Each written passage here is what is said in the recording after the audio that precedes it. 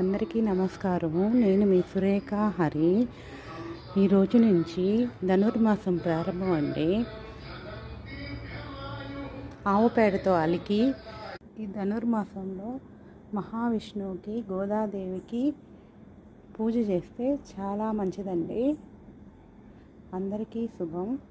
నచ్చితే లైక్ చేయండి, సబ్స్క్రైబ్ చేయండి. ఈ ధనుర్మాసంలో ఉదయాన్నే తులసి కాట ముందర దీపం పెట్టడం కూడా ముఖ్యమండి. సూర్యోదయానికి ముందే దీపం పెట్టాలండి. ఆవు పేడతో అలికి ముగ్గులు పెట్టడమే కాదు, సూర్యోదయానికి ముందే దీపం పెట్టాలి.